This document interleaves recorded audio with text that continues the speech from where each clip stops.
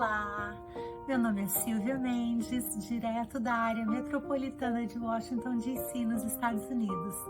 Trabalho na Igreja Batista Brasileira de Washington e na Pathways Baptist Church em Gaithersburg, Maryland. Eu sou diretora do Ministério com Crianças das duas congregações que se reúnem no mesmo prédio. E eu sou também líder voluntária em vários outros ministérios. Eu e a minha família servimos aqui desde 1995. É uma alegria hoje estar aqui com você, a convite da minha querida amiga Judite Rocha. Abração, Judite. Vamos fazer juntos uma sobrevoada, então, sobre o capítulo 8 de Marcos. Marcos 8 tem 6 partes. A segunda multiplicação dos pães, a parte em que os fariseus pedem um sinal, a parte do fermento dos fariseus e de Herodes, a cura de um cego de Betsaida, a confissão de Pedro e a parte em que Jesus prediz a sua morte e ressurreição. Marcos 6 nos apresentou Jesus como pastor. O bom pastor alimenta as suas ovelhas. E é isso que Jesus faz literalmente para ensinar verdades espirituais profundas. Jesus, miraculosamente, alimenta uma multidão de 5.000 judeus no capítulo 6. E aqui ele alimenta uma multidão de 4.000 gentios, de 4.000 estrangeiros no deserto. Depois desses 2 milagres, a identidade de Jesus é questionada. Aqui os fariseus exigem um sinal. Eles querem que Jesus prove quem ele é. Mas Jesus já tinha provado que ele é o pastor que Israel esperava, alimentando as massas. Mas por causa do coração duro deles, Jesus se recusa a fazer o que eles estavam pedindo. Quantas vezes isso não acontece conosco também? Pedimos e exigimos, mas pedimos errado, com o coração endurecido. Queremos que Jesus mude a circunstância ou mude as outras pessoas, quando tudo o que precisamos é que Deus mude o nosso coração. Então, poderíamos orar agora. Jesus, quebranta o meu coração. Na parte sobre o fermento dos fariseus e de Herodes, Jesus explica o significado da multiplicação dos pães. Ele pergunta aos discípulos: vocês também não entenderam? E cita os cestos que sobraram nos 2 milagres da multiplicação como a lição que ele estava ensinando.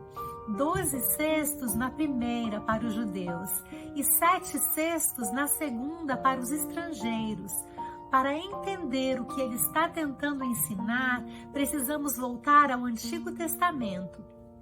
Assim como Deus proveu pão e carne no deserto para as 12 tribos de Israel, Jesus faz a mesma coisa e provê os 12 cestos que sobraram, um para representar cada uma das tribos de Israel, como que dizendo: eu sou o pão que desce do céu. Mas graças a Deus, Jesus não é o Salvador só de Israel.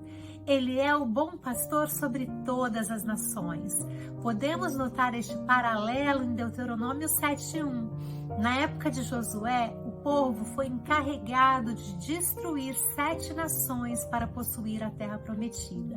Mas aqui, quando Jesus vê as nações representadas pela multidão de estrangeiros, ele não manda destruí-las, mas tem compaixão delas, da mesma forma que teve de Israel. Então, os 7 cestos que sobraram na segunda multiplicação dos pães representam cada uma das nações que Josué deveria destruir no Antigo Testamento. Mas Jesus é melhor que Josué. Ele é o verdadeiro pastor que satisfaz não somente as 12 tribos de Israel, mas liberta todas as outras nações também. Isso é evangelho. Isso é boa notícia para mim e para você. Jesus pensava em nós, ele nos incluiu. Jesus então cura o cego e, como de costume, pede que ele vá para casa e não para a cidade. Ainda não era hora de compartilhar o milagre, a transformação. Jesus pede em silêncio aqui e em várias outras ocasiões, porque a sua missão ainda não estava completa. Para nós, entretanto, a ordem seria outra. Se Deus tem feito maravilhas em sua vida, você precisa compartilhar. Na sequência, temos a confissão de Pedro sobre quem Jesus é. Até esse ponto, a identidade de Jesus não tinha sido afirmada de forma direta, mas quando Pedro é perguntado, ele afirma que Jesus é o Messias. Messias significa ungido no Antigo Testamento. Os reis eram ungidos na sua coroação, o que nos leva à última parte do capítulo, onde Jesus prediz a sua morte e ressurreição. Este foi um sinal de que Jesus era o escolhido de Deus para liderar este tempo na história da humanidade. Ele foi escolhido para ser rei. Jesus, entretanto, explica que a sua coroação incluirá morte e ressurreição. Mas ele não para por aí. Ele diz no verso 34 que aqueles que querem segui-lo precisam morrer também.